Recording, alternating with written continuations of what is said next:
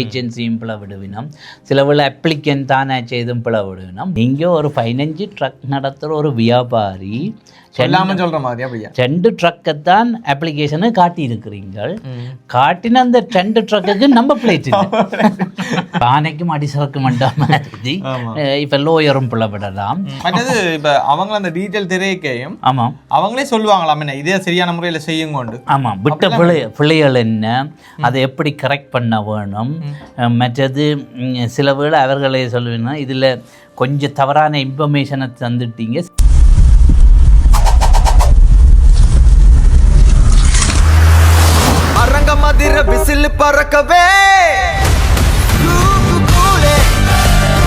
வணக்கம், நான் சகின். இன்னைக்கு இந்த வீடியோவில் வந்து என்னத்தை பற்றி நாங்கள் கதைக்க போகிறோம்னு சொன்னால், நிறைய பேர் வந்து விசிட்டிங் விசாவுக்கு வந்து அப்ளை பண்ணியிருப்பீங்க. அப்ளை பண்ணி நிறைய பேருக்கு வந்து ரிஜெக்ட் ஆகிருக்கும். ரிஜெக்ட் ஆகின பிறகும் நிறைய பேர் வந்து திருப்பி மீண்டும் வந்து அப்ளை பண்ணுறதுக்கு யோசிப்பீங்க. சில பேர் அப்ளை பண்ணியிருப்பீங்க, அப்ளை பண்ணியும் திருப்பியும் உங்களுக்கு ரிஜெக்ட் பண்ணியிருக்கும். ஆனால் இந்த விசிட் விசா உங்களுக்கு ரிஜெக்ட் பண்ணிட்டாங்கன்னு சொன்னால் அதை திருப்பி அப்ளை பண்ணக்கு முன்னம் ஒரு விடயத்தை வந்து நீங்கள் சரியான முறையில் வந்து செய்ய வேணும். அதை பற்றி தான் இந்த வீடியோவில் வந்து நாங்கள் கதைக்க போகிறோம். இன்றைக்கும் பிரபா அண்ணாவோட சந்திக்கிறதுக்கு சான்ஸ் கிடைச்சிருக்கு. வணக்கம் அண்ணா. வணக்கம். வணக்கம் வணக்கம். இன்றைக்கு இந்த விசிட்டிங் விசா ஒரு ஆளுக்கு ரிஜெக்ட் ஆகிட்டேன்னு சொன்னால், ஆமாம், அதான் கூடுதலான கேள்வி வந்திருக்கு. ஆமாம், கடந்த வீடியோலையும் வந்து அந்த கேள்வி தான் கூட வந்திருக்கு. இப்போ ரிஜெக்ட் பண்ணிட்டாங்கன்னு சொன்னால் திருப்பி அப்ளை பண்ணுறதுக்கு சரியான நடவடிக்கை என்ன? நடவடிக்கை என்னன்னு சொன்னால், ஃபுல் டீட்டெயில் டிஸ்க்ளோசர் டாக்குமெண்ட்ஸை எடுத்து பார்த்துட்டு தான் திரும்ப அடுத்த அப்ளிகேஷனை போட வேணும். அதில் நிறைய விஷயங்கள் அடங்கி இருக்கு. அதை பற்றி தான் இன்றைக்கு கதைக்க போகிறோம். என்னென்ன மாதிரியான விஷயங்கள்? ஏன் இந்த ஃபுல் டீட்டெயில் டிஸ்க்ளோசர் டாக்குமெண்ட்ஸை ஓட பண்ணி எடுத்துட்டு தான் திரும்ப 2, 3, 4வது தடவையோ 5வது தடவை அப்ளை பண்ணுறவ இந்த இதை பாவிக்கலாம். இதை ஆர்டர் பண்ணணும்னு சொன்னால் இப்போ ஃபுல் டீட்டெயில்ஸ், அதான் அந்த பேர்லேயே அப்படியே. ஆமாம், ஃபுல் டீட்டெயில் டிஸ்க்ளோசர் டாக்குமெண்ட்ஸ். இது வந்து அப்ளிகேஷன் தொடங்கி முடியும் மட்டும் டீட்டெயிலாக செக்ஷனை தருவார்கள். பேஜ் நம்பர் எல்லாம் மென்ஷன் பண்ணி என்னென்ன பிழை விட்டது, எங்கே நீங்கள் அனுப்பின அந்த படம் வந்து இவ்வளவு பிளராக இருந்தது, மற்றது நீங்கள் அந்த ஃபிங்கர் பிரிண்ட் போய்க்க நீங்கள் கையடையாளம் வைக்கும் பொழுது உங்களோட கை வந்து 20 செகண்ட் வச்சதா 30 செகண்ட்ன்றதாண்டு அவ்வளவு டீட்டெயிலாக தருவார். அதை பற்றி தான் இன்றைக்கு நாங்கள் டீட்டெயிலாக கதைக்க போகிறோம். இப்போ அவங்க அந்த டீட்டெயில் திரைக்கையும் ஆமாம் அவங்களே சொல்லுவாங்களாம் என்ன இதே சரியான முறையில் செய்யும் கொண்டு. ஆமாம், விட்ட பிள்ளைகள் என்ன, அதை எப்படி கரெக்ட் பண்ண வேணும். மற்றது சில வேளை அவர்களே சொல்லுவேன்னா இதில் கொஞ்சம் தவறான இன்ஃபர்மேஷனை தந்துட்டீங்க, சரியான இன்ஃபர்மேஷனை தந்து திரும்ப வடிவை அப்ளை பண்ணுங்கன்னு சொல்லுவேன். மற்றது பேச்சில் மிஸ் பண்ணியிருந்தால் அந்த மிஸ் பண்ணின இடத்துல என்னென்ன பக்கம், எத்தனையாவது பக்கத்தில் என்ன அப்ளிகேஷன் ஃபார்மில் எத்தனையாவது நம்பரில் மிஸ் பண்ணுதுன்னு சொல்லுவார். முக்கியமாக இப்போ இந்த நோட்டீஸை வந்து நாங்களே ஆர்டர் பண்ணலாமா இல்லை என்ன மாதிரி? ஓட பண்ணலாம், ஆனால் ஒரு லோயரோ கன்சல்டன்ட் மூலம் ஓட பண்ணிக்க குயிக்காக வரும். இப்போ தனிப்பட்ட ஆள் ஓட பண்ணிக்க கிட்டத்தட்ட சிலருக்கு ஒரு வரியாம் எடுக்குது. இப்போ லோயர் மூலமோ அல்லது லைசன்ஸ் இமிக்ரேஷன் கன்சல்டன்ட் மூலம் ஓட பண்ணிக்க 50, அதாவது 6 வீக்ஸு அல்லது 2 மந்த்துக்கு தருவார்கள். அப்படி டிலே என்றால் அவர்கள் அப்டேட் பண்ணி கொண்டிருப்பார்கள். அதில் கன பேச்சஸ் இருக்கிறபடியாக தங்களுக்கு இன்னும் கன காலம் தேவையுண்டு. அதாவது 6 வீக்ஸ்லேயோ 4 வீக்ஸ்லேயோ ஒரு மெசேஜ் போடுவார்கள். ஒரு லோயர் மூலம் ஓட பண்ணினாலோ அல்லது ஒரு கனேடியன் லைசன்ஸ் இமிக்ரேஷன் கன்சல்டன்ட் மூலம் ஓட பண்ணினா அவர்களுக்கு ஒரு 3 கிழமைக்கு ஒருக்கா ஒரு அப்டேட் வந்து கொண்டே இருக்கும். அது எந்த நிலைமையில் இருக்கிறது. இப்போ நார்மலாக இப்போ நீங்கள் எடுத்துருப்பீங்க தான் ஆர்டர் பண்ணி, அப்படி ஒரு 2-3 பேஜ்லேயே இருக்குமா? இல்லை, அது வந்து கிட்டத்தட்ட குறைஞ்சது 30லேருந்து 59 பேஜ் வரைக்கும் இருந்தது. 59 பேஜ் வரைக்கும்? ஆமாம். அப்போ என்ன ஒரு புத்தாத்த படிக்கிற மாதிரி தான் இருக்குமாங்க? ஆமாம், அதைத்தான் அவர்களே சொல்லுகிறார்கள். ஃபுல் டீட்டெயில் டிஸ்க்ளோசர் டாக்குமெண்ட்ஸ் என்று. இது வந்து அவர்கள் பப்ளிக்காக சொல்லுவது இல்லை. அது ஏன்னு சொன்னால் இது ஒரு ப்ராக்டிஸ் பர்பஸுக்காகத்தான் எல்லாரும் செய்வது. இப்போ ஒரு ஆள் பிளவிட்டு விட்டாருன்னா அந்த பிள்ளையை திருத்தி திரும்ப ஓட பண்ணுறது. உதாரணத்துக்கு ஒன்றில் வந்து சொல்லி இருக்கிறார்கள் என்னென்னா, பேஜ் நம்பர் 31 நீங்கள் தந்த இன்ஃபர்மேஷன் வந்து அதாவது ஃபிங்கர் பிரிண்ட்டோட சம்மந்தப்பட்டது, அந்த டெட்லைனை நீங்கள் மிஸ் பண்ணிட்டீங்க. ஆனால் நாங்கள் வந்து இன்னும் 15 நாள் உங்களுக்கு கூட தரோம், தயவு செய்து கன்டாக்ட் பண்ணுங்கன்னு சொல்லியிருந்தேன். அந்த பேஜ் நம்பர் எல்லாம் அந்த பக்கத்துல போட்டுருக்க எல்லாம் ஃபுல் டீடைல்ஸாவே வரும், டீட்டெயிலாக வரும். உதாரணத்துக்கு பிரின்சிபல் அப்ளிகன்ட் இன்ஃபர்மேஷனில் சிலது அவர்கள் மிஸ் பண்ணினா அவர்களே சொல்லியிருக்கிறார்கள், இதை எக்ஸ்பிளைன் பண்ணுங்க, டிலே பண்ணாமல் எங்களுக்கு அறிவியுங்க என்று சொல்லி. இப்போ ஏதாவது நீங்கள் கொடுத்த லெட்டரில் ஏதாவது இஷ்யூ இருந்தால் ஒரு ஆள் வந்து அந்த A4 சைஸ் இன்ஃபர்மேஷனில் ஒரு பேச்சை கொடுக்க அவர்கள் சொல்லியிருக்கிறார்கள் A4 சைஸில் வேண்டாம், கெனேடியன் லீகல் சைஸ் பேப்பரில் தர சொல்லி அப்படி டீட்டெயிலாக கேட்டிருந்தார். ஈவன் ஒருவர் வந்து ஃபிங்கர் பிரிண்ட் அப்பாயின்மெண்ட் அவர் புக் பண்ணவில்லை, அதுக்கு அவர்கள் சொல்லியிருக்கிறார்கள் இன்னும் 15 நாள் நாங்கள் உங்களுக்கு தாரோம், நீங்கள் தயவு செய்து இந்த ஃபிங்கர் பிரிண்ட்டை செய்யுங்க. இப்போ நிறைய பேர் எல்லாம் இப்போ ஏஜென்ட் மூலம் இப்போ விசாக்கு 50 லட்சம் 40 லட்சம் 70 லட்சம் எல்லாம் கொடுத்து ஏமாந்துருப்பார்கள். ஆமாம், அவர்களோட நோட்டீஸை கூட எடுத்து பார்க்கலாமே என்னென்ன கோட்டைகள் விட்டது. மற்றது ஏஜென்ட் வந்து உண்மையில் தன்ட்ட பேரை போட்டு செய்தவரா இல்லையான்றதும் அதில் இருக்கு, அதில் பிடிக்கலாமே இல்லை அதிலே போட்டு இருக்கு. இது ஏஜென்ட் மூலம் அப்ளை பண்ணப்பட்டதா இல்லை டைரக்ட் ஆயா அதெல்லாம் இருக்குமா? ஆமாம், யார் ஏஜென்ட், எந்த ஃபோன் நம்பர், எந்த இமெயில் இருக்கும், யார் முதல் அப்ளை பண்ணினதுன்ட்டு அதுக்கும் அவர்கள் சொல்லுகிறார்கள். சில சமயம் விசா ஆஃபீஸர்கிட்ட ரிவ்யூவில் சொல்லுவார், நீங்கள் ஒரு ஏஜெண்ட்டையோ ஒரு ஆளை ஹயர் பண்ணி தண்டனீங்க, சில வேளை அவர்கள் மிஸ்டேக் விட்டுருக்கலாம், ஆனபடியாக இதை கம்ப்ளீட்டாக மேண்டட்டோரியாக திருப்பி செய்யுங்கோண்டு சொல்லியிருக்கு. மற்றது சிலருக்கு இந்த ஃபிங்கர் பிரிண்ட் எடுக்கும் பொழுது அந்த டீட்டெயில் டிஸ்க்ளோசரில் ஃபிங்கர் பிரிண்ட் வைக்கும் பொழுது எந்த நாட்டு மற்ற எம்பசியுடன் உங்களோட கிரிமினல் ரெக்கார்ட் ஷேர் பண்ணினதும் போடுவார்கள். இப்போ உதாரணத்துக்கு ஒருவர் விண்ணப்பித்திருந்தார், அதை நாங்கள் இந்த டீட்டெயில் டிஸ்க்ளோசரை எடுத்து பார்க்கும்பொழுது அவருடைய படிப்பு சம்பந்தப்பட்ட இன்ஃபர்மேஷன் ஒன்றும் போடல. அதாவது எங்கே படித்தவர், கொண்டவர், எத்தனையாம் வகுப்பு வரை படித்தவர், எதுவித இன்ஃபர்மேஷனும் போடல. அதுக்கு ஆஃபீஸர் தன்ட்ட ரிவ்யூவில் சொல்லியிருக்கிறார், இந்த பேச்சில் இந்த பக்கத்தை நீங்கள் பிளாங்காயே விட்டு விட்டீங்களான்ட்டு. அதுக்கு பேருந்து அவரே கேட்டிருக்கிறார், அந்த பேஜ் வந்து அதாவது படிப்பு சம்மந்தப்பட்ட கேள்வி இருக்குது, ஹைஸ்கூல் படிச்சிங்களா, மேலுக்கு படிச்சிங்களா, சில வேளை நீங்கள் கேர்லெஸ்ஸாக மிஸ்டேக்காக இந்த பக்கத்தை நிரப்பாமல் விட்டுருக்கலாம்ன்றும் ஆஃபீஸர் சொல்லியிருக்கிறார். அது டீட்டெயில் டிஸ்க்ளோசர் நோட்ஸில் தான் வரும். பேந்தொண்டு மிகவும் நகைச்சுவையான விஷயம், ஒரு ஸ்பெல்லிங்கோடு சம்மந்தப்பட்டது. எம்ப்ளாய்மெண்ட் செக்ஷனில் வந்து அப்ளிகன் வந்து பட்டிக்கலோ ஒன்று இருக்கிறது, ஆனால் சாட்டிக்கலோண்டு போட்டு விட்டுரு. பட்டிக்கலோன்ற இடத்துல இருந்து விண்ணப்பிக்கும் ஒருவருக்கு வேலை சம்பந்தமே சாட்டிக்கலோண்டு போட்டு விட்டார்.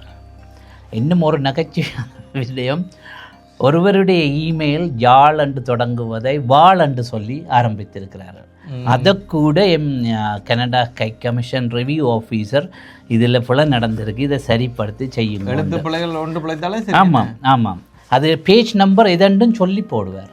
உதாரணத்துக்கு என்னொன்றில் சொல்லி இருக்கிறார்கள், பேஜ் நம்பர் 4ல் நீங்கள் தந்த ஒரு இன்ஃபர்மேஷன் வந்து ஃபெயிலியராக இருக்குது, அதை சரி பார்த்து திரும்ப அப்ளை பண்ணுங்கோண்டு. ஒருவருடைய இதில் நான் ஏற்கனவே சொன்ன மாதிரி இந்த ஜாழ் வாழன்றது சொல்கிறதுக்கு பேஜ் நம்பர் 13 இந்த பிள்ளை நடந்திருக்குன்னு சொல்லியிருக்கிறாரு. எல்லாத்தையும் டீட்டெயில்ஸ். ஆமாம், அதுக்கு தான் நல்ல இந்த பேஜில் இந்த செக்ஷன் நம்பரில் நடுப்பந்தியில் எத்தனையாம் கட்டத்தில் என்று சொல்லி இவர் முதல் விட்ட பிள்ளை வந்து பேஜ் நம்பர் 13, ரெண்டாவது பிள்ளை வந்து பேஜ் நம்பர் 17 விட்டுருக்கிறார். ஒருவர் வந்து டீட்டெயில் நாங்கள் டிஸ்க்ளோசரை ஓட பண்ணி எடுக்க ஒரு இடத்துல அவருடைய லாஸ்ட் நேம் கூட பிள்ளையாக இருந்திருக்கு. இப்போ ஒரு இடத்துல பாலேந்திரன்டா, மற்ற இடத்துல பாலசிங்கம் என்று கிடந்திருக்கு. ஒரு இடத்துல அப்பாட பேரை போட்டுருக்கிறார். என்ன காரணமாக இருக்குது? சரியான ஒருவர் வந்து இந்த விசிட் விசாவை செய்யலை என்று இல்லை, சில வேளையில் அவர்கள் ஒருவரில் செய்து பழகி இருக்கலாம் ஃபர்ஸ்ட் டைம். சில வேளை நிரப்புவர்களுக்கு ஆங்கில அறிவு இல்லாமல் இருக்கலாம், அனுபவம் இல்லாமல் இருக்கலாம், அல்லது இதில் அவர்கள் முடிக்கைக்கு ஒரு இடத்தை சொல்லி இருக்கிறார்கள். இந்த அப்ளிகேஷனை நாங்கள் பார்க்கும் பொழுது சரியான ஒரு டிஸ்க்ரப்பன்சிஸ் இருக்குது, தங்களுக்கு ஒரு டவுட் கொஸ்டனேயும் வந்திருக்கு, இது இந்த லெஜிட்டிமேட்டி ஆஃப் த டாக்குமெண்ட்ஸ் அண்டும் அவைட்ட ரிவ்யூவில் சொல்லிட்டோம். இப்போ வந்து சிலருக்கு டெட்லைன் கொடுத்தாலும் அந்த டெட்லைனை நாங்கள் மீட் பண்ணாட்டி அவர்களுக்கு இமெயில் மூலம் வந்து அது ஆட்டோமேட்டிக் ரெஃப்யூசலு போயிடுமென்றும் போன் பண்ணியிருக்கிறார்கள். அவர்கள் இப்போ வந்து விட்ட ஃபுல்லையே டீட்டெயிலாக சொல்லுவினோம். பேருந்து வந்து செகண்டரி இஷ்யூவில் வந்து என்ன எரர் விட்டுருக்குது, அது ஃபைனான்சியல் எரரா அல்லது அப்ளிகேஷன் ஃபார்ம் நிரப்பினத்தில் பிள்ளையா அல்லது கொடுத்த அதாவது வீடு சொத்து அதுகளில் பிள்ளையா ரெண்டெல்லாம் டீட்டெயிலாக வந்திருக்குது. மற்றது ஒரு இடத்துல சப்மிட் பண்ண சொல்லியிருக்கிறேன். நீங்கள் பழைய அப்ளிகேஷன் வந்து பிழையாக செய்துட்டீங்கள், தயவு செய்து சப்மிட் நியூ அப்ளிகேஷன் இமீடியட்லி என்றும் போட்டிருக்கிறார். வித்தின் 2 மந்த்துக்கு உடனடியாக செய்ய சொல்லியும் போட்டிருக்கிறார்கள். ஏர் எம்பசி ரிவ்யூ பண்ணி அவர்களுக்கு போட்ட நோட்ஸை செய்ய சொல்லியும் போட்டிருக்கிறார்கள். மற்றது பயோமெட்ரிக்கு புக் பண்ணிட்டு டிலே பண்ண வேண்டாம் என்றும் போட்டிருக்கிறார்கள். அந்த ப்ராம்ப்ட்லி டோன்ட் டிலே என்று சொல்லியிருக்கிறார்கள். ஆனால் இவ்வளவும் இப்போ பாருங்க இவ்வளவு டீட்டெயில்ஸாக தான். ஆமாம், இந்த எல்லாத்தையும் வந்து இப்போ சரியான முறையில் செய்ய விசிட் விசா கிடைக்கிறதுக்கான சான்ஸ் வந்து சரியான சக்சஸ் ரேட் கூடவே இருக்கு. அதுவும் ஒரு அனுபவம் உள்ள ஒரு அவர் மூலம் போய் இந்த பிள்ளைகளும் வராது. அதுதான் அதில் தான் பிள்ளைகள் வரான்றது தான் நினைவு இருக்குது. ஒரு இடத்தை சொல்லியிருக்கிறேன், ஒரு every single section of the application என்ன ஃபோம் நம்பர்ன்னும் போட்டிருக்கீங்க. மெயின் ஃபோமில் ஃபேமிலி இன்ஃபர்மேஷனை நீங்கள் ஒன்றையும் போடவில்லையாண்டு, அதில் don't leave anything blank officer அந்த ரிவ்யூவில் போட்டிருக்கிறார். மற்றது double checking spelling mistake, specially names place டேட்டுகளை வடிவாக போட சொல்லியும் போட்டிருக்குது. அதுக்கு மேலே ஆஃபீஸர் அந்த ரிவ்யூவில் அனலைஸ் பண்ணிக்க சொல்லி இருக்கிறார், கரெக்ட் யுவர் சப்போர்ட்டிங் டாக்குமெண்ட்ஸ். இவர் கொடுத்த டாக்குமெண்ட்ஸில் வந்து சில ஃபைனான்சியல் இன்ஃபர்மேஷன் பிழையாக இருக்கிறது, பேர் அந்த கம்பெனியோ நிறுவனத்தோட பேர் பிழையாக இருக்கிறது. அது கன்சிஸ்டன்ட் அண்ட் அக்யூரேட்டாக எல்லா பேச்சஸ்லேயும் சரியான இமெயில் அட்ரஸையும் சரியான பேரையும் சரியான முகவரியும் எவ்ரி டாக்குமெண்ட்ஸில் போட சொல்லியிருக்கு நம்ம 7வது பேஜில். இப்படி ஒவ்வொரு பேஜாக போகலாம். அது அடுத்தது வந்து இப்படியான இன்ஃபர்மேஷன் தரைக்க அவர்கள் ஒன்று சொல்லியிருக்கு. நம்ம இன்னொன்றில் அந்த ஏற்கனவே நான் சொன்ன மாதிரி ஒரு ஆளுக்கு 1 மாதம் முடிஞ்சது பயோமெட்ரிக்கு அவர்கள் அனுப்பி. ஆனால் உங்களுக்கு பயோமெட்ரிக்கு நாங்கள் அனுப்பி பேஜ் நம்பர் 31 சொல்லியிருக்கிறோம். ஆனால் இன்னும் 15 நாள் உங்களுக்கு தாரோம்னு பேஜ் நம்பர் 31 சொல்லியிருக்கிறேன். இது ஏன் நாங்கள் சொல்கிறோம்டா, எல்லோரும் இந்த ஃபுல் டீட்டெயில் டிஸ்க்ளோசரை ஓட பண்ண விரும்ப மாட்டேனோம். ஆனால் ஓட பண்ணி எடுத்தால் விட்ட பிள்ளைகள் முழுக்க வரும். அதுக்கு பிறகு பிள்ளைகளை கரெக்ட் பண்ணி செய்யலாம். இப்போ இவருக்கு 15 நாள் எப்படி என்று கொடுத்தா, இப்போ உதாரணத்துக்கு இந்த மாதம் 15ஆம் தேதி தான் அவற்றை டெட்லைன்ண்டா, அவர்கள் நோட் நம்பர் 2 போட்டிருக்கிறார்கள். உங்களுக்கு இன்னும் 15 நாள் தந்து எத்தனையாம் தேதிக்கு இடையில் திரும்ப செய்ய சொல்லி. அது மற்றது வந்து அது மட்டும் தாங்கள் இந்த அப்ளிகேஷனை ஹோல்டில் வச்சிருக்கிறோம் மட்டும் போடுவார். மற்றது சில ஹோல்டெலாம் இருக்குது. இருக்குது. ஏனென்னா அந்த பையனை 1 மாதம் கொடுத்தும் அது செய்யல, ஒரு விடயத்தை செய்ய சொல்லி இருக்கிறார்கள்.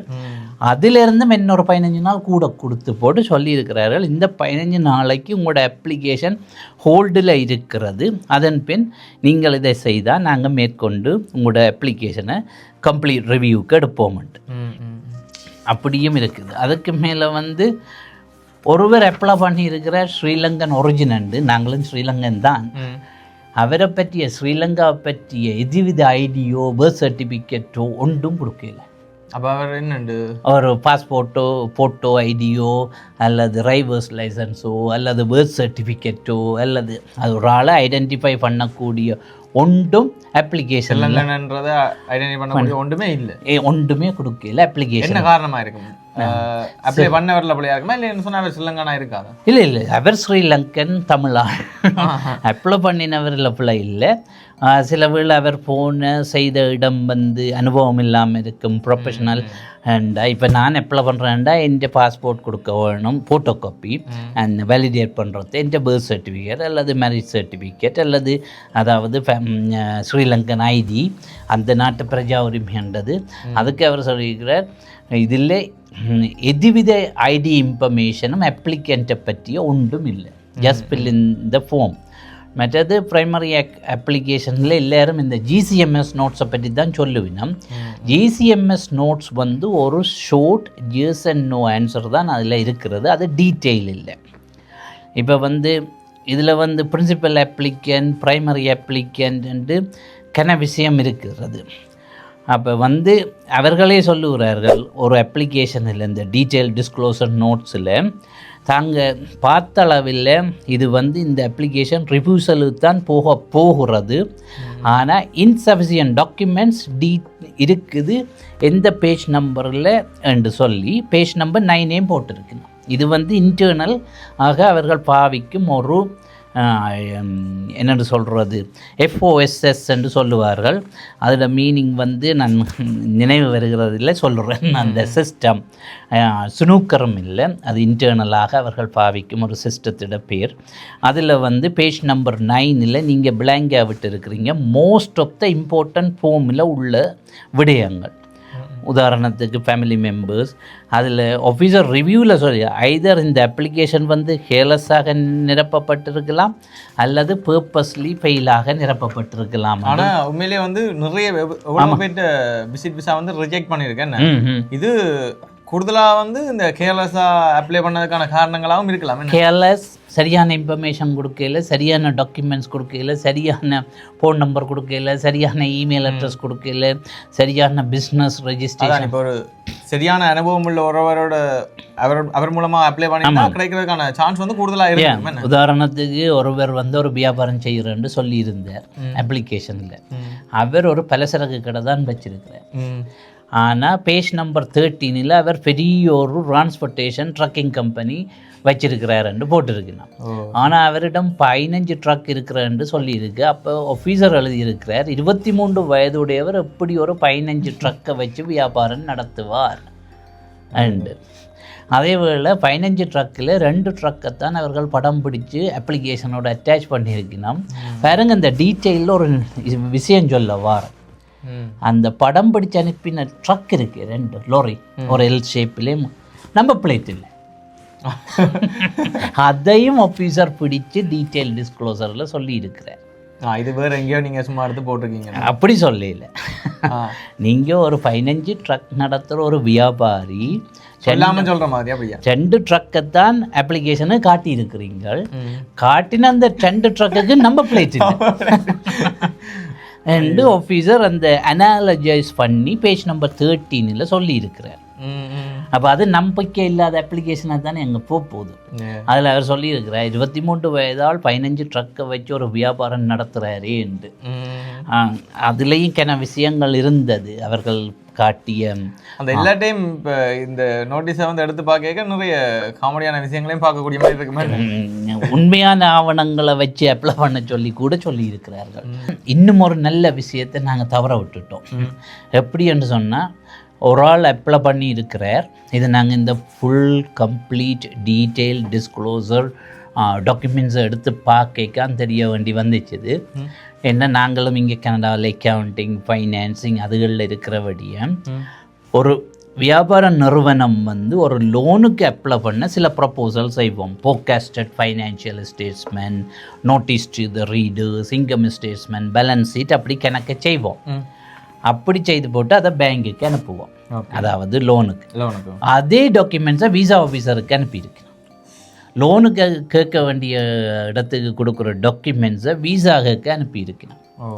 அப்போ அதை விசா ஆஃபீஸர் சொல்லியிருக்கிறார், பேஸ்ட் ஆன் தந்த ரிவ்யூவில் இந்த டாக்குமெண்ட்ஸுகள் வந்து ஒரு லோன் ப்ராசஸுக்கு உரிய டாக்குமெண்ட்ஸோடைய விசிட் விசாக்குரிய டாக்குமெண்ட்ஸ் இல்லையென்று. அதே வேளை அந்த ப்ரிப்பேர் பண்ணின அக்கவுண்டிங் கம்பெனியும் வந்து ஒரு ஜிமெயில் அட்ரஸை போட்டிருக்கணும். ஆனால் அவர்களுடைய வருமானம் வந்து 7 கோடி சொச்சத்துக்கு மேலே அந்த நிறுவனம் வரிய இங்கமே எடுக்குதுண்டும். அதே வேளை 50% ரெவன்யூ வந்து கடந்த இயர் கூடி இருக்குதுன்னு சொல்லி இருக்கணும். கூட வருதுன்னு சொல்லியிருக்கணும். அதில் ஆகப்பகுதி என்னென்னா அப்ளிகேஷனில் சைன் கூட வைக்கல. அதே வேளை இங்கே என்னது கனடாவுக்கு வந்து ஒரு ரிலேட்டிவில் நிற்கிறதுக்கு அந்த ரிலேட்டிவோட இன்ஃபர்மேஷன் ஒன்றுமில்லை. அதே வேளை இன்னும் ஒரு விடயம் என்னென்னா, இன்னொரு ஃபைலுக்கு நாங்கள் கம்ப்ளீட் டீட்டெயில் டிஸ்க்ளோசர் நோட்ஸ் ஓட பண்ணி எடுத்தால் அவர் வந்து ஒரு கான்ஃபரன்ஸுக்கு கனடாவுக்கு வர போகிறார். அப்போ என்ன பிரச்சனைன்னு சொன்னால் கான்ஃபரன்ஸு வரப்போகிறவர் வந்து கான்ஃபரன்ஸ் கோட் சரி, ஆனால் அவர்கள் கொடுத்த கான்ஃபரன்ஸோட பேர் பிள்ளை. கான்ஃபரன்ஸ் வந்து அவர்களே கூகுள் பண்ணி 2 கான்ஃபரன்ஸையும் இவருக்கு அனுப்பிண்டு ஃபுல் டீட்டெயில். நீங்கள் வந்து வேர்ல்டு பப்ளிக் கிளைமேட் சேஞ்ச் கான்ஃபரன்ஸுக்கு வர போகிறீங்களா, வேர்ல்டு பெட்ரோலியம் காங்கிரஸோட கான்ஃபரன்ஸுக்காக வர போகிறீங்க. கொடுத்த கோட் சரி, அதுக்கு சில கான்ஃபரன்ஸுக்காண்டு சில கோட் நம்பர் இருக்குது. அப்போ இவர்கள் கூகுள் பண்ணி பார்த்துட்டார் விசா ஆஃபீஸர், கனடாவில் என்ன நாளில் இருந்து என்ன நாள் வரை இந்த கான்ஃபரன்ஸ் நடக்கிறது, ஆனால் நீங்கள் அப்ளை பண்ணினது இந்த நாள் ஆனபடியாக நீங்கள் தான் அந்த கான்ஃபரன்ஸுக்கும் இந்த அப்ளிகேஷனில் போட்ட கான்ஃபரன்ஸுக்கும் எதுவித தொடர்பு இல்லையண்டு. அதே வேளை அந்த ஸ்டேடியம் இருக்குது தானே நடக்க போகிற ஸ்டேடியம், அந்த அட்ரஸ்லேயே பிளவிட்டு விட்டு. கான்ஃபரன்ஸ் என்பது பெரிய ஒரு மாநாடு, அந்த மாநாடுக்கு விசிட்டர்ஸாக வரப்போகிறார் ஒரு ஆள் அப்ளிகண்ட். அதில் வந்து அவர்கள் போட்டது என்னவென்று சொன்னால் அந்த கான்ஃபரன்ஸ் நடக்கும் இடம் வந்து உதாரணத்துக்கு ஒரு வங்கீட நிறுவனத்தோட ஒரு ஸ்டேடியத்தில் நடக்க போகுது. ஆனால் அவர்கள் அந்த ஸ்டேடியத்தை போட்டு சிட்டியை போட்டு விட்டார்கள். ஸ்டேடியத்தோட ஸ்ட்ரீட் நம்பரையும் போடையில், முகவரியையும் போடையில், போஸ்டல் கோட்டையும் போடையில். அந்த மிஸ்டேக்கையும் ரிவ்யூ ஆஃபீஸர் ஃபைன் பண்ணி அவர்களுடைய ஃபுல் கம்ப்ளீட் டீட்டெயில் டிஸ்க்ளோசரில் போட்டிருக்கிறார். அதே வேளை இவர்கள் ஒரு ஹோட்டல் புக்கிங் செய்திருக்கணும், ஆனால் அந்த ஹோட்டல் புக்கிங்கில் வந்து போஸ்டல் கோட்டை பிள்ளையாக போட்டிருக்கணும். அப்போ அதுக்கும் நம்பக இல்லாத ஒரு அப்ளிகேஷன் சொல்லியிருக்கணும். அந்த கான்ஃபரன்ஸ் செய்து விசிட் விசாவில் வர வேண்டதுக்கு ஒரு என்னென்னா இப்போ நாங்கள் அப்ளை பண்ணுற எல்லாத்தையும் சரி சரி இப்போ எல்லாத்தையும் வந்து சரி பார்க்குறாங்க. சரி பார்ப்பேன். அது முந்தி கூடி இருந்தது. ஒருத்தரும் இந்த ஃபுல் டீட்டெயில் டிஸ்க்ளோசர் டாக்குமெண்ட்ஸ் ஓட பண்ணுவதில்லை. ஏனென்று சொன்னால் அது லைசன்ஸ் உள்ளவர்கள் தான் ஓட பண்ணலாம். கூடுதலாக கனடாவிலிருந்து தான் ஓட பண்ணுவார்கள். அதே வேளை இதில் எல்லா இமிக்ரேஷன் லோயர்ஸும் கன்சல்டனும் சுப்ரீம் அல்ல. ஒரு சில 20% கனேடியன் லோயர்ஸும் கனேடியன் இமிக்ரேஷன் கன்சல்டனும் தான் எக்ஸ்ட்ரீம் லெவலுக்கு இந்த அப்ளிகேஷனை பார்ப்பார். அப்படி ஓட பண்ணுவவர்கள் வந்து என்னவெண்டா அவர்கள் அந்த நிறுவனம் இருக்குது தானே, அந்த லோ ஆஃபீஸோ அவர்களுடைய நிறுவன வீசாவோ மாஸ்டர் கார்டு ஆட்டோமேட்டிக்காக இதுக்காக ரெஜிஸ்டர் பண்ணப்பட்டிருக்கு. ஓட பண்ணும் பொழுது அவர்களுடைய இப்போ 59 பேஜெண்டா கிட்டத்தட்ட 30 ரூபா படி காசு எடுத்துடுவார்கள். அது அப்படி கூட ஓட பண்ணும் நிறுவனங்கள் செய்யும் பொழுது அவர்கள் குயிக்காக கொடுப்பாரு. அதுதான் இந்த கான்ஃபரன்ஸ் கதையில் நான் சொன்ன மாதிரி ஒரு கோட்டை போட்டு 2 கான்ஃபரன்ஸை போட்டிருக்குன்னா 2ம் வந்து டலியாகல அப்ளிகேஷன் பர்பஸுக்கு. அதுதான் இதில் இருக்கிறது ஒரு எரர். அப்படி நிறைய விஷயங்கள் இருக்கிறது. இந்த டாக்குமெண்ட்ஸ் எடுத்து பார்த்தா தான் தெரியும். ஆமாம். இப்போ இதுவே வந்து இப்போ ஒரு கன்ஸ்ட்ரக்ஷனே வந்து இப்போ பிளவிட்டா என்ன மாதிரி? இப்போ ஆனைக்கும் அடிசரக்கு மண்டா மாதிரி இப்போ லோயரும் பிளவிடலாம், லைசன்ஸ் இமிக்ரேஷனும் பிளவிடலாம், லைசன்ஸ் இமிக்ரேஷன் கன்சல்டனும் பிளவிடலாம். அதையும் அவர்கள் சில இதில் விசா ஆஃபீஸர் மென்ஷன் பண்ணி இருக்கிறார்.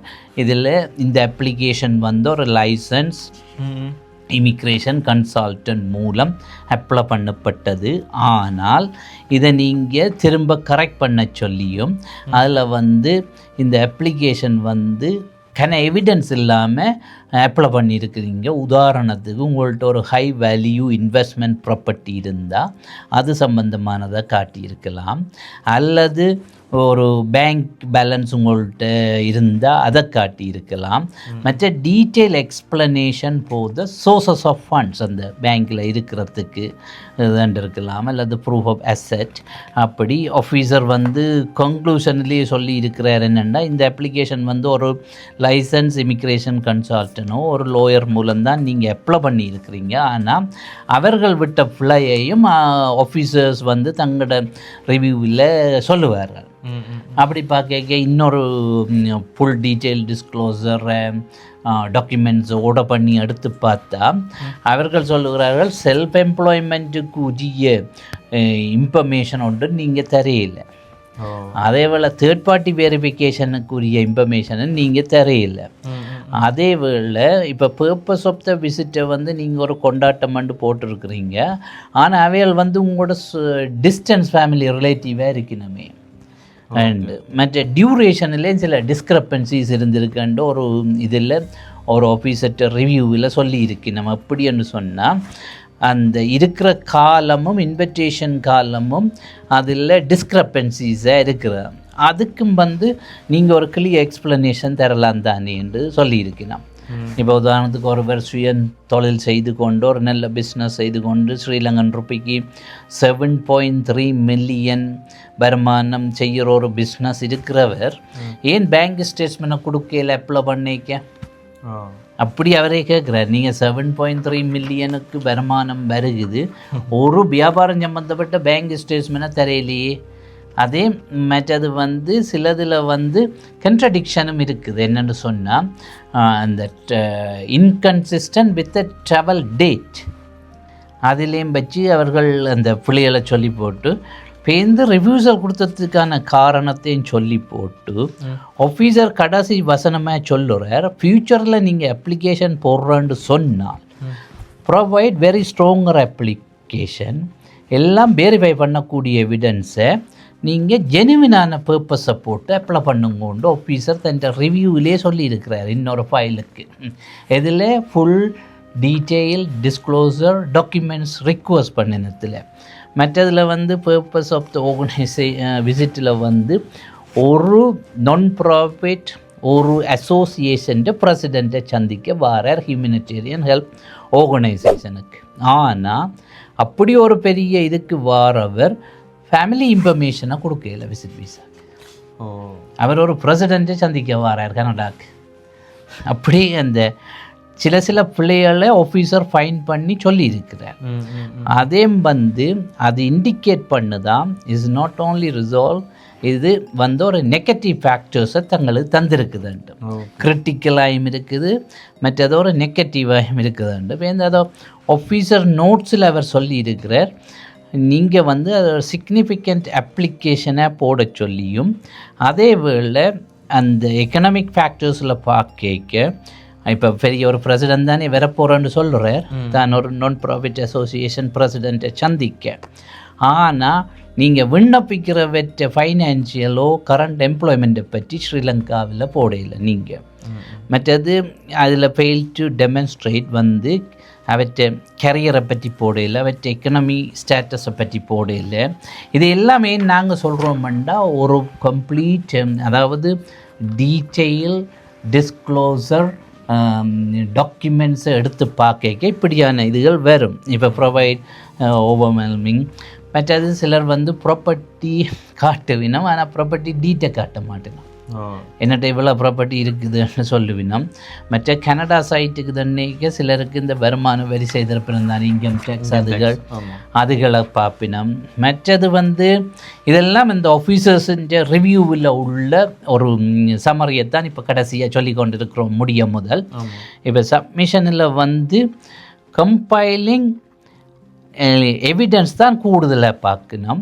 இன்னொன்றில் ஆஃபீஸர்கிட்ட ரிவ்யூவில் சொல்லியிருக்கிற உங்களோட ஃபேமிலி ரிலேஷன்ஷிப் அப்ளிகேஷனில் சரியான வீக்காக காட்டியிருக்கிறீங்க, அதால் தான் உங்களோட விசிட் விசா ரிஜெக்ட் ஆகிருக்கு. ஆனால் இனி நீங்கள் செய்ய அதை ஸ்ட்ராங்காக அது டிஸ்டன்ட் ரிலேட்டிவாகவும் இருக்கலாம், அதையும் சொல்லியிருக்கிறார் அவற்றை ரிவ்யூவில். அவை வந்து ஃபேமிலி என்ன சொல்கிறது ரிலேஷன்ஷிப் வீக்காக இருந்தாலும் அவை டிஸ்டன்ஸ் ரிலேட்டிவாக இருந்தாலும் அதுக்குரிய எவிடன்ஸுகளை வச்சு அதுக்குரிய ஃபைனான்சியல் இன்ஃபர்மேஷனையும் வச்சு அப்ளிகேஷனை ஸ்ட்ராங்கான இதை போடுங்க உண்டு. ஒருவர் அப்ளை பண்ணியிருக்கிற லாங்குவேஜ் எல்லாத்தையும் நோ போட்டு விட்டுவிட்டார். ஈவன் மதர் லாங்குவேஜ் கூட நோ வந்து போட்டு விட்டு. இப்போ அதில் கேட்பார்கள் இங்கிலீஷ் ஃப்ரெஞ்ச் எஸ் நோ உண்டு, அதர் தென் அந்த மதர் ஆஃபீஷியல் லாங்குவேஜும் நோ வந்து போட்டு விட்டுனோம். அப்போ அதை வச்சும் அவர்கள் ரிஜெக்ட் பண்ணியிருக்கிறார்கள். அதுக்கு அவர்கள் சொல்லியிருக்கிறார்கள் ரெக்கமெண்டேஷன் ஃபார் த ஃபியூச்சர் அப்ளிகேஷனுக்கு ஆஃபீஸர்ட்ட பாயிண்ட் ஆஃப் வியூவில் கம்ப்ளீட்டாக டிஃப்ரெண்ட்டாக ஸ்ட்ராங் கேஸை போட்டு அப்ளிகேஷனை செய்யுங்க. அதே வேளை ஃபேமிலி ரீஜூனியனுக்கு இங்கே வரப்போகிறன்ற ஒரு ஆள் விண்ணப்பிச்சிருக்கிறார். விண்ணப்பித்தவர் அது என்ன ரீயூனியன் போடையில்லை, அதாவது வெட்டிங்கா கிராஜுவேஷனா அல்லது ஃபேமிலி கெட் டுகெதரா அண்டு அப்போ ஆஃபீஸர்கிட்ட ரிவ்யூவில் சொல்லியிருக்கிறார் டீட்டெயில் லெட்டரில் எழுதித்தாங்க எக்ஸ்பிளனேஷன் என்ன பர்பஸ் நீங்கள் விசிட் பண்ண போகிறீங்களான்னு. மற்றொருவர் ஸ்ரீலங்காவிலிருந்து விண்ணப்பிச்சிருக்கிறார். அவர் என்னென்னு சொன்னால் அங்கே உள்ள ஸ்டேபிள் எம்ப்ளாய்மெண்ட்டையோ அங்கே உள்ள பிஸ்னஸ் ஓனர்ஷிப்பையோ ஒன்றையும் ப்ரூவாக காட்டல. மற்றது அதை அவர் ஆஃபீஸர்கிட்ட வியூவில் பார்த்து ஒரு சமரியாக சொல்லி இருக்கணும். ஒரு டீட்டெயில் பிரேக் டவுனை தாங்களேன் 6 month பேங்க் ஸ்டேட்மெண்ட்டோ அல்லது டிபாசிட் ப்ரூவோ என்னென்றாலும் இந்த அவற்றை இதில் இன்னொரு அப்ளிகேஷனில் சொல்லி இருக்கணும். ஃபண்டமெண்டலி உங்களோட அப்ளிகேஷனை ஸ்ட்ராங்காக போட்டு ஜஸ்டிஃபை பண்ணி ரீசனை கொடுத்து அப்ளை பண்ண சொல்லியிருக்கணும். அதே வேளை சில வீக்கான அப்ளிகேஷனுங்களுக்கு சிலதில் பேரண்ட்ஸோட இன்ஃபர்மேஷன் கூட ஒருவர் கொடுக்கவில்லை அப்ளிகேஷனில். மற்றது 1 month விசிட்டை போட்டிருக்கணும், ஆனால் அதுக்குரிய எவிடன்ஸை கொடுக்கல. அதே வேளை இப்போ முடிவில் ஆஃபீஸர் சொல்லியிருக்கிறார் இதுக்குரிய ஸ்ட்ராங் எவிடன்ஸை திரும்பவும் ஃப்யூச்சரில் நீங்கள் அப்ளை பண்ணிக்க ஒரு fundamentally strengthen proof of the அப்ளிகேஷனை எஸ்டாப்ளிஷ் பண்ணி நல்ல நம்பிக்கையாக நல்ல வெல் டாக்குமெண்டட் ரீசனாக விசிட் விசாக்கு அப்ளை பண்ண சொல்லி ஆஃபீஸர்கிட்ட ரிவ்யூ சொல்லுது. இதுதான் நான் சொல்கிறது என்ன, ஃபுல் டீட்டெயில் டிஸ்க்ளோசர் டாக்குமெண்ட்ஸில் எல்லாம் டீட்டெயிலாக வரும். அதான் இப்போ இதை பார்க்க எங்களை விளங்குது. இப்போ ஒரு விசிட் விசா ரிஜெக்ட் பண்ண ஒரு ஆள் திருப்பி அப்ளை பண்ண போகிறேன்னு சொன்னால் இதை இந்த டாக்குமெண்ட்ஸை எடுத்துட்டு அதில் விட்ட பிள்ளைகளை சரியான முறையில் செய்யல மற்ற அவர்களே ரெக்கமெண்டேஷன் கொடுக்கணும் தான் எப்படி செய்ய சொல்லி. இப்போ அவர்கள் மாட்டேன்னு சொல்லல தானே, அவர்களுக்கே தெரிகிறது. என்னென்றால் ஸ்ரீலங்காவிலேருந்து விண்ணப்பிவர்களுக்கு ஒன்று லாங்குவேஜ் பேரியர், மற்றது இங்கிலீஷ் மெயின் இல்லை, அது ஃபாரின் லாங்குவேஜ். அப்போ பிளவிட சான்சஸ் இருக்குது தானே, அதை அவர்களே உணர்ந்து நேர சொல்லியும் இருக்கிறார்கள் இதுக்கு இது என்று சொல்லி. அதான் இப்போ இதை சரியான முறையில் மாற்றி அமைக்க கிடைக்கிறதுக்கான சான்சஸ் இருக்குது. சக்ஸஸ் அனுபவம் உள்ள ஒரு ஆளோட செய்யல இன்னும் இல்லை. அதுலேயும் நீங்கள் சொன்ன மாதிரி ஒரு லைசன்ஸ் இமிக்ரேஷன் கன்சல்டனும் விட்ட பிள்ளையேன்னு சுட்டி காட்டினோம். தனியாக ஏஜென்ட்ஸ் மட்டும்தான் பிளவிடுறாண்டு இல்லை, லோயர்ஸும் பிளவிடுவினோம், லைசன்ஸ் இமிக்ரேஷன் கன்சல்டனும் பிளவிடுவினோம், ஏஜென்சியும் பிளவிடுவினோம், சில வேளை அப்ளிகன் தானே செய்தும் பிளவிடுவினோம். விட்ட பிள்ளைகளை சரி பார்த்து திரும்ப வடிவாய் செய்கிற தான் இந்த ஃபுல் டீட்டெயில் டிஸ்க்ளோசர் நோட்ஸை ஓட பண்ணி எடுத்து சிலருக்கு 6 மாதத்துலேயும் வந்திருக்கு, சிலருக்கு 6 கிழமையிலையும் வரும். ஏனெண்டா சில வேளை அது 59 பேஜாக இருக்கும், கிட்டத்தட்ட 6 மாதத்தில் வந்தது. அவர்கள் அந்த டாக்குமெண்ட்ஸ் போஸ்ட் டாக்குமெண்ட்ஸ் என்ற சிஸ்டத்தில் ஜெனரேட் பண்ண நாள் எடுத்திருக்கு. குறைஞ்ச பேஜில் வரேன்னு சொன்னால் இத்தனை பேஜில் குறைஞ்சதுண்டா 25-30 நார்மலாகவே. ஆமாம் ஆமாம் 15 எதுவித இன்ஃபர்மேஷனை நீங்கள் கொடுக்காட்டி இப்போ ஃபேமிலி இன்ஃபர்மேஷனோ தனி அப்ளிகேஷன் இன்ஃபர்மேஷனை மட்டும் கொடுத்து வேறு எதுவித கொடுக்காட்டிய 15-19 மினிமம். ஆனால் இது ஜிசிஎம்எஸ் நோட்ஸ் இல்லைன்றதை நாங்கள் திரும்ப திரும்ப சொல்கிறோம். எல்லாரும் ஜிசிஎம்எஸ் நோட்ஸ் தான் இதுன்னு நினைப்பினோம், அது இல்லை. அது வேற இது வேற, இது டோட்டலி டிஃப்ரெண்ட். ஜிசிஎம்எஸ் கேள்விக்கு பதில் ஜஸ்ட் நோன்றது தான் அதுட்டேன். ஓகே, இப்போ பார்த்துருப்பீங்க இந்த வீடியோ வந்து விசிட் விசா செய்து நிறைய பேருக்கு வந்து ரிஜெக்ட் ஆகிருக்கும். உங்களோட உறவினர்களோ உங்களோட சொந்தக்காரோ யார் அப்படி இருந்தாங்கன்னு சொன்னால் அவங்களுக்கு மறக்காமல் இந்த வீடியோ வந்து ஷேர் பண்ணிவிடுங்க. 100% இந்த வீடியோ வந்து பிரயோசனமாக இருக்கும். அதை தாண்டி நீங்கள் விசிட் விசா வந்து திருப்பி அப்ளை பண்ண போகிறீங்கன்னு சொன்னால் இந்த ஃபுல் டீட்டெயில் டிஸ்க்ளோசர் டாக்குமெண்ட்ஸ் சொல்லுவோம். இந்த டாக்குமெண்ட்ஸை எடுத்து நீங்கள் பார்த்துட்டு அங்கே விட்ட பிள்ளைய பார்த்து சரி பார்த்து அதன் பின்னர் நீங்கள் சரியான முறையில் அப்ளை செய்து பாருங்கள். உங்களுக்கு விசா கிடைக்கிறதுக்கான சான்ஸ் வந்து கூடுதல் அதிகமாக இருக்கும். ஓகே, வேறு ஏதாவது கேள்விகள் இருந்தால் கமெண்ட்டில் போடுங்க. இன்னும் ஒரு வீடியோவில் உங்களுக்கு தரேன் என்ன. ஆம், ஓகே, நன்றி, வணக்கம்.